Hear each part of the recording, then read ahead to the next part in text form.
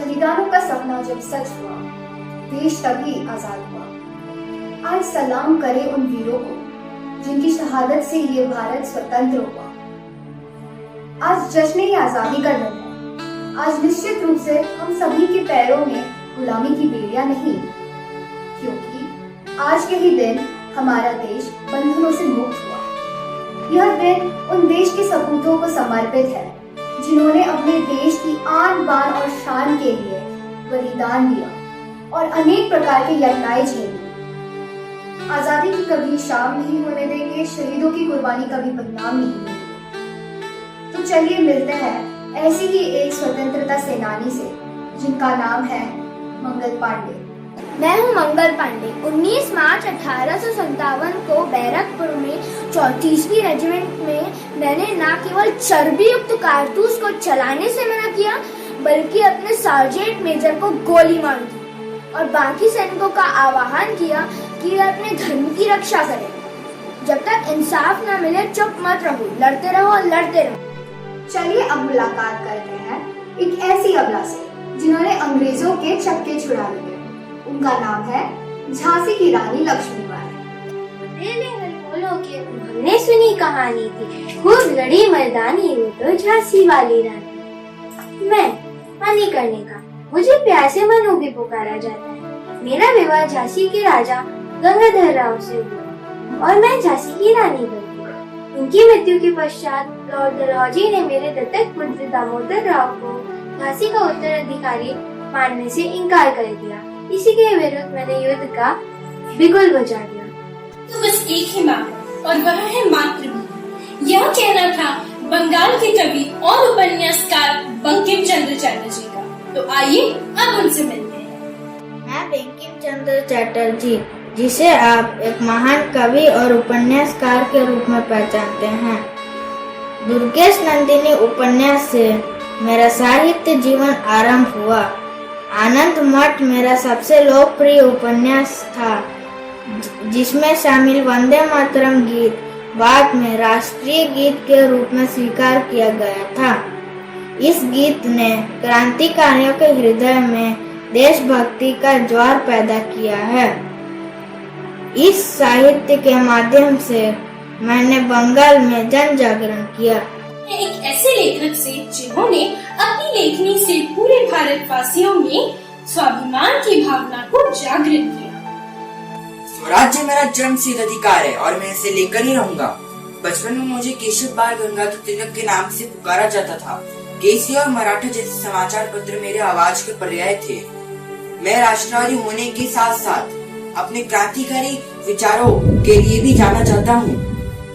मैंने समाज में फैले कुरीतियों का विरोध किया और अपने लेखों से भारतीयों में स्वाभिमानी की भावना जागृत की। धन्यवाद। अब मिलते हैं एक ऐसे समाज सुधारक और क्रांतिकारी से जिन्होंने राष्ट्र में फैले कुरीतियों का विरोध कर एक नए समाज का निर्माण किया। गोपाल कृष्ण गोखले। मुझे धिक्कार है जो अपने माता और बहनों पर होते अत्याचार चुप्पी साध कर देख रहे हो। मैं हूँ प्रसिद्ध समाज सुधारक गोपाल कृष्ण गोखले, जिसे गांधी जी अपना राजनीतिक गुरु माना करते थे। मैं भारत सेवक समाज नामक संस्था पर गठन किया और छुआछूत, ऊंच नीच, महिला उत्थान जैसे महती काम भी किए हैं। मैं 1885 में कांग्रेस से जुड़ा और ब्रिटिश के खिलाफ लिखना प्रारंभ किया। सांप्रदायिक सौहार्द और राष्ट्रीय शिक्षा के बिना देश उन्नति नहीं कर सकता। आइए मिलते हैं चितरंजन दास से जिन्होंने असहयोग आंदोलन में हिस्सा लिया और आजादी में अपना योगदान दिया।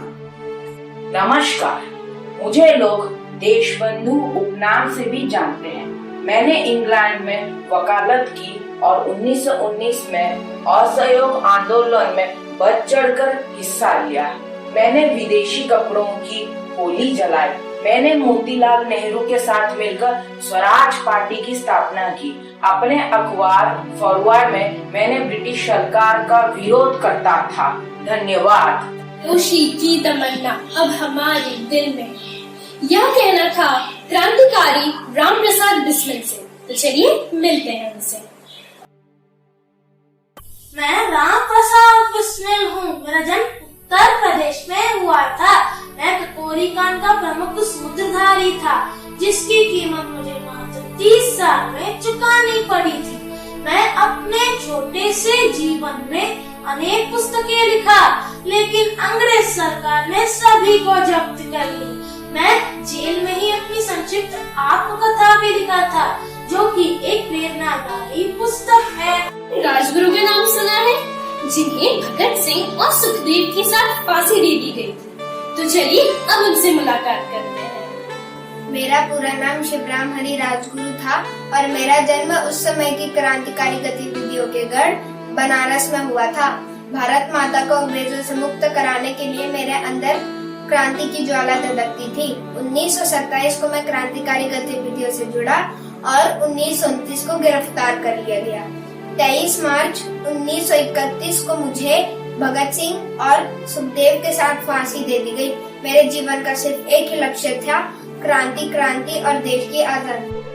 आमतौर पे लोग चीजें जैसी है उनकी आदी हो जाते हैं और बदलाव के विचार से कांपने लगते हैं। हमें इसी निष्क्रियता के भावना को क्रांतिकारी की भावना में बदलने की जरूरत है। प्रस्तुत है महान क्रांतिकारी भगत सिंह। क्रांति की तलवार विचारों की शान पर तेज होती है। मैं शहीद आजम भगत सिंह भारतवर्ष की धरा पर जन्मा एक महान क्रांतिकारी। बचपन से ही क्रांतिकारी था। मेरे जीवन का उद्देश्य भारत को अंग्रेजों से आजाद कराना था। मैंने छोटी सी उम्र में अंग्रेजों के दांत खट्टे कर दिए थे, जिससे प्रेरित होकर माँ भारती के बहुत से युवाओं ने स्वतंत्रता संग्राम में हिस्सा लिया। मैंने ब्रिटिश सरकार को चिताने के लिए 2 बम भी फेंके, जिसमें मुझे काला पानी की सजा हुई और लाहौर षड्यंत्र केस में मुझे फांसी की सजा हुई। इनकलाब जिंदाबाद, इनकलाब जिंदाबाद, इनकलाब जिंदाबाद। चलिए अब परिचय कराते हैं शौर्य और साहस के मूर्ति, आजादी के मत वाले चंद्रशेखर आजाद से। मैं हूँ चंद्रशेखर आजाद। मैं ब्रिटिश सरकार की नींद उड़ा देने वाला एक अद्भुत स्वतंत्र सेनानी था। दासत्व बेड़े को काटकर क्रांतिकारी गतिविधियों से जुड़कर मैं हिंदुस्तान पब्लिक एसोसिएशन का सदस्य बना। निशानेबाजी तो मैंने बचपन से ही सीखी थी। अंग्रेज पुलिस का मुकाबला करते वक्त एकमात्र गोली शेष रहते हुए मैंने खुद को गोली मारकर मातृभूमि में बलिदान हो गया। दुश्मनों की गोलियों का हम डट कर सामना करेंगे। आजाद है, आजाद रहेंगे। बुलबुल कहलाने वाली सरोजनी नायडू को कौन नहीं जानता। तो चलिए अब उनकी एक झलक इस प्रस्तुति के माध्यम से देखते हैं। मैं सरोजनी नायडू एक महान स्वतंत्रता सेनानी। मैंने अनेक राष्ट्रीय आंदोलनों का नेतृत्व किया और जेल भी गई। संकटों से न घबराते हुए मैं धीर वीरांगना की भांति गांव-गांव में घूमकर देश प्रेम की अलग जगाती रही। मैं कांग्रेस अधिवेशन की अध्यक्षा भी बनी। स्वतंत्रता प्राप्ति के बाद मैं उत्तर प्रदेश की पहली राज्यपाल बनी। मेरा मानना है कि हमारे उद्देश्य में सच्चाई, वाणी में साहस और कार्यों में उत्साह होना चाहिए। नेताजी की उपाधि पाने वाले सुभाष चंद्र बोस की एक झलक। तुम मुझे खून दो, मैं तुम्हें आजादी दूंगा। मैं हूँ नेताजी सुभाष चंद्र बोस। मैंने आजाद हिंद फौज का गठन किया। मैंने अपने उद्बोधन में जय हिंद का नारा दिया। 5 जुलाई 1943 को सिंगापुर के टाउन हॉल में मैंने दिल्ली चलो का नारा दिया। द्वितीय विश्व युद्ध के दौरान 18 अगस्त 1945 को मैं कहाँ गायब हुआ, आज भी भारतीय इतिहास में रहस्य बना हुआ हूँ। जय हिंद। करो या मरो। जी हाँ, चलिए अब मिलते हैं हमारे राष्ट्रपिता महात्मा गांधी से। मैं भारत का राष्ट्रपिता महात्मा गांधी। मैंने दक्षिण अफ्रीका में भारतीयों के साथ अंग्रेजों का दुर्व्यवहार देखा और मुझमें राष्ट्रीयता की भावना जाग गई। मैंने देश में असहयोग आंदोलन, सविनय अवज्ञा आंदोलन और भारत छोड़ो आंदोलन चलाकर स्वतंत्रता आंदोलन को गति दी और अंत में अंग्रेजों भारत छोड़ो तथा भारतीयों को करो या मरो का मंत्र देकर भारत को स्वतंत्र करवाया। भारत माता की जय। उन्हीं को मिलती है जो निडर भाव से फैसले लेते हैं और परिणामों से घबराते नहीं। अब तक हमने उन सारे क्रांतिकारियों के बारे में जाना जिन्होंने हमारे भारत को आजाद करवाने में अपने जीवन को कुर्बान किया और हमें आजाद करवाया। तो चलिए अब उसी भारत के पहले प्रधानमंत्री पंडित जवाहरलाल नेहरू से मिलते हैं जिन्होंने स्वतंत्रता की लड़ाई में अहम भूमिका निभाई थी। मैं भारत का प्रथम प्रधानमंत्री जवाहरलाल नेहरू। मेरा जन्म इलाहाबाद में हुआ था।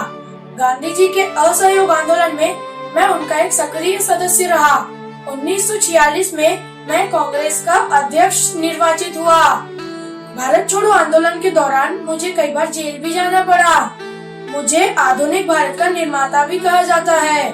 मेरे जन्म दिवस को आप सब लोग बाल दिवस के रूप में मनाते हैं। बच्चे मुझे प्यार से चाचा नेहरू कहकर बुलाते हैं। कि इन महान सपूतों और स्वतंत्रता सेनानियों के संघर्ष और बलिदान के बदौलत हमारा देश 15 अगस्त 1947 को आजाद हुआ। तब से लेकर आज तक हमारा भारत निरंतर उन्नति के पथ पर अग्रसर है। इसीलिए जब भी हम उनके महान बलिदानों को याद करते हैं तो हमें एक नई ऊर्जा का संचार होता है और देश प्रेम की भावना जागृत होती है। इसीलिए आज हम अपने सारे कर्तव्यों को पालन करते हुए और उनकी महान बलिदानों को याद करते हुए हम उन्हें भावभीनी श्रद्धांजलि देते हैं। भूल न जाना भारत माँ के सपूतों का बलिदान, इस दिन के लिए जो हुए थे हंसकर कुर्बान। आजादी की खुशियाँ मनाकर लो ये शपथ कि बनाएंगे देश को और भी महान। जय हिंद। दिल हमारा एक है, एक ही है हमारी शान। हिंदुस्तान हमारा है, हम है इसकी शान। जान लगा देंगे वतन पे, हो जाएंगी कुर्बान। इसीलिए हम कहते हैं मेरा भारत महान। धन्यवाद।